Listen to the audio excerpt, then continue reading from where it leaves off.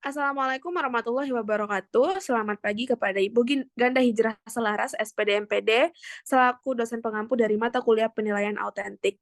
Di sini kami dari kelompok 8, mata kuliah penilaian autentik, ingin mempresentasikan mengenai hasil diskusi kami yang berjudul penilaian proyek.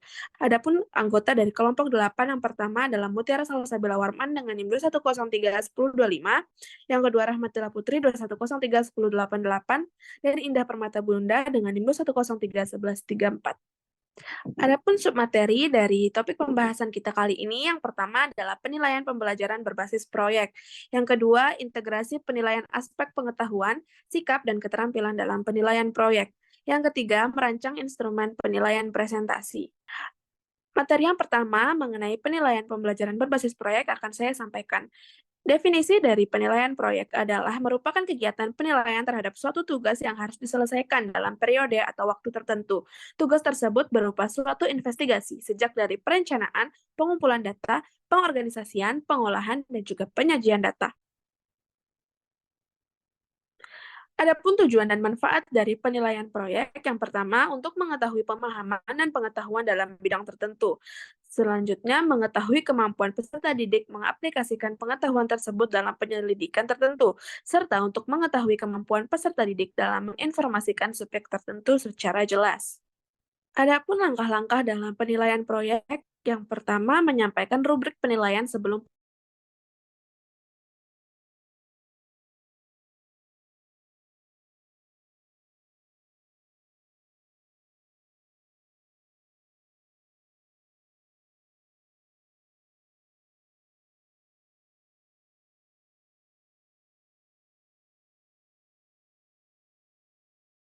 Yang keenam, memonitor pekerjaan proyek peserta didik dan memberikan umpan balik pada setiap tahapan pengerjaan proyek. Yang ketujuh, membandingkan pekerjaan peserta didik dengan rubrik penilaian.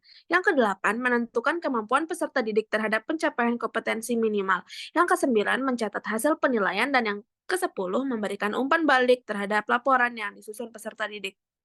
Berikut adalah contoh format penilaian proyek menurut Asrul dan kawan-kawan pada tahun 2014, dikutip dari bukunya yang berjudul Penilaian Proyek Pembelajaran. Dapat kita lihat dalam lampiran tersebut terdapat mata pelajaran, kelas 1 semester, alokasi waktu, jumlah soal, standar kompetensi, dan juga kompetensi dasar. Selain itu terdapat tabel dengan berisi keterangan nomor, aspek yang dinilai, dan juga skor. Baik, hanya itu materi yang dapat saya sampaikan. Selanjutnya materi kedua akan disampaikan oleh teman saya, Rahmatillah Putri. Kepada Rahmatillah Putri, dipersilahkan. Baik, terima kasih moderator atas kesempatannya. Kemudian saya akan menjelaskan materi selanjutnya, yaitu integrasi penilaian aspek pengetahuan, sikap, dan keterampilan dalam penilaian proyek ini. Nah, yang pertama ada aspek pengetahuan. Aspek pengetahuan ini mengacu pada pemahaman siswa tentang konsep dan teori yang mendasari proyek. Penelitian menunjukkan bahwa pemahaman yang mendalam dapat meningkatkan kualitas proyek. Pembelajaran berbasis proyek ini efektif untuk meningkatkan pemahaman konsep dari siswa. Lalu yang selanjutnya ada aspek sikap. Aspek sikap ini mencakup sikap siswa terhadap kerjasama dan motivasi selama proses proyek. Sikap positif berpengaruh terhadap dinamika kelompok dan hasil kerja. Penelitian menunjukkan bahwa motivasi siswa berperan penting sekali dalam keberhasilan suatu proyek. Lalu aspek yang terakhir yaitu ada aspek keterampilan. Pada aspek keterampilan, berfokus pada kemampuan praktis siswa dalam menerapkan pengetahuan dan teknik yang relevan. Penelitian keterampilan dapat dilakukan melalui presentasi atau produk akhir proyek. Nah, menurut penelitian yang dilakukan Supriyadi, umpan balik yang konstruktif selama penelitian sangat penting dalam pengembangan keterampilan siswa. Itu saja yang dapat saya sampaikan dari materi kedua.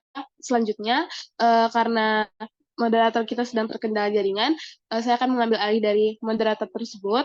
Nah, untuk materi selanjutnya yang ketiga akan dibacakan oleh rekan saya Indah. Kepada Indah dipersilakan.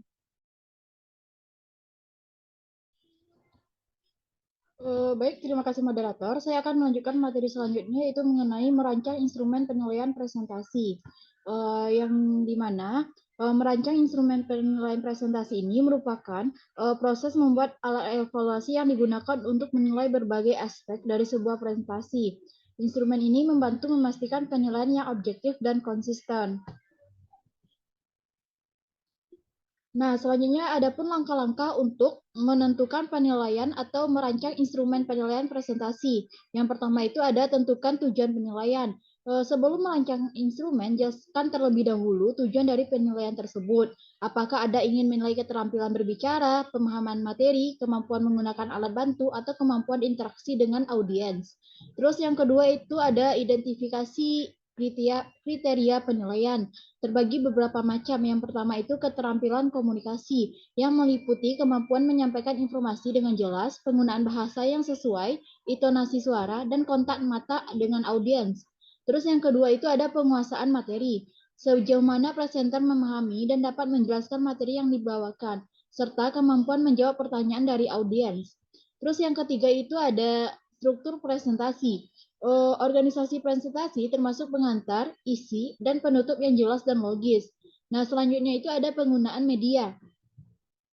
Efektivitas penggunaan alat bantu visual seperti slide PowerPoint, video, ataupun alat peraga lainnya. Terus yang terakhir itu ada interaksi dengan audiens. Kemampuan presenter untuk berinteraksi dengan audiens termasuk menjawab pertanyaan dan menjaga ketertiban audiens.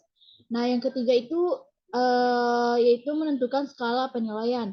Skala penilaian ini buatlah skala penilaian untuk setiap kriteria. Skala ini bisa berupa numerik misalnya dari angka 1 sampai angka 5 atau deskriptif misalnya sangat baik, baik, cukup, kurang, sangat kurang dan sebagainya. Nah, selanjutnya yang keempat itu ada rancangan format instrumen. Instrumen penilaian biasanya dirancang dalam bentuk tabel. Tabel ini akan membuat kriteria di kolom pertama, skala penilaian di kolom selanjutnya, dan kolom tambahan untuk komentar atau catatan dari penilaian. Nah, adapun contoh format dari instrumen penilaian presentasi, yang pertama itu ada kriteria penilaian yang terbagi menjadi 5. Yang pertama ada keterampilan komunikasi, yang kedua ada penguasa materi, yang ketiga ada struktur presentasi, yang keempat ada penggunaan media, dan yang terakhir itu ada interaksi dengan audiens. Nah, selanjutnya itu penilaian terhadap kriteria penilaian, dan yang terakhir itu ada poin komentar. Nah, langkah yang kelima yaitu uji instrumen penilaian. Sebelum digunakan secara luas, uji coba instrumen pada beberapa presentasi untuk memastikan bahwa kriteria dan skala penilaian dapat digunakan dengan mudah oleh penilai dan memberikan hasil yang konsisten. Nah, yang keenam itu ada revisi dan penilaian. Berdasarkan hasil uji coba, lakukan revisi jika diperlukan. Pastikan bahwa instrumen tersebut mencakup semua aspek yang penting dalam penilaian presentasi. Nah, yang ketujuh itu ada konversi ke format yang dapat digunakan. Setelah finalisasi, simpan instrumen dalam format yang kita gunakan seperti PDF agar dapat dicetak atau digunakan dalam bentuk digital. Nah, hanya itu materi yang dapat saya sampaikan. Saya akan kembalikan lagi kepada moderator. Baik, terima kasih Indah atas materi yang telah disampaikan. Dengan demikian, maka berakhirlah sesi presentasi dari kelompok 8 mengenai penilaian berbasis proyek ini. Semoga teman-teman semua dapat mengambil hikmah dan dapat mengambil ilmu dari apa yang sudah kami sampaikan. Kurang lebihnya mohon dimaafkan. Wabillahi taufiq wal hidayah. Wassalamualaikum warahmatullahi wabarakatuh.